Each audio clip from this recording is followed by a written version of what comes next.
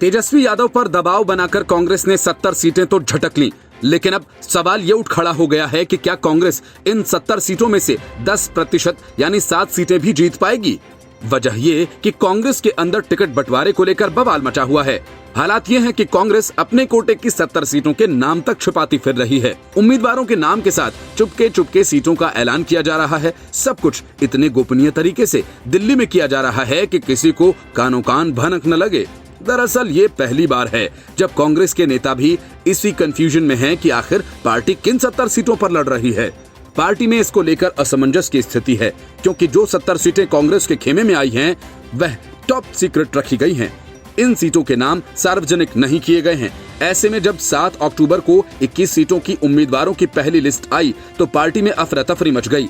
कांग्रेस की पहली लिस्ट में बाहरी लोगों को ही खास तवज्जो मिली है। यही नहीं, पार्टी ने जमीनी कार्यकर्ताओं से ज्यादा रसूख वाले लोगों को ही मौका दिया है। बिहार के चुनाव के दूसरे चरण का नामांकन चल रहा है। ऐसे में कांग्रेस की 49 सीटों पर अभी भी उम्मीदवारों के नामों को ऐलान किया जाना बाकी है, जिसके चलते पार्टी में कशमकश की स्थिति बनी हुई है। कांग्रेस में बंद कमरों में जिस तरह से उम्मीदवारों के नाम तय हो रहे हैं, उसे लेकर पार्टी की बिहार यूनिट में नाराजगी है।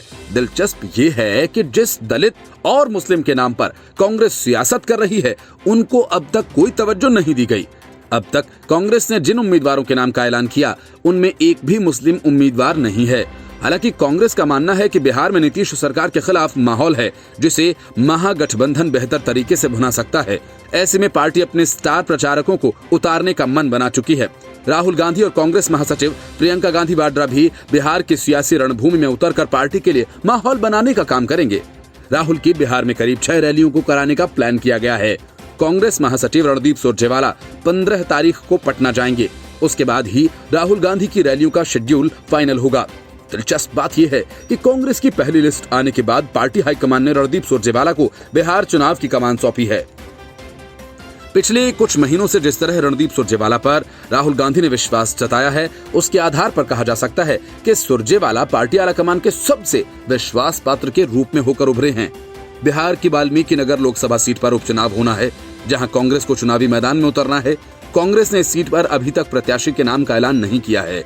इस सीट पर पार्टी के सुपौल से पूर्व सांसद रंजीता रंजन यादव भी दावेदारी कर रही हैं। रंजीता रंजन की दावेदारी से टिकट फाइनल थोड़ा मुश्किल हो गया है, क्योंकि कई नेता और भी हैं जो इस सीट से चुनाव लड़ने की जुगत में हैं।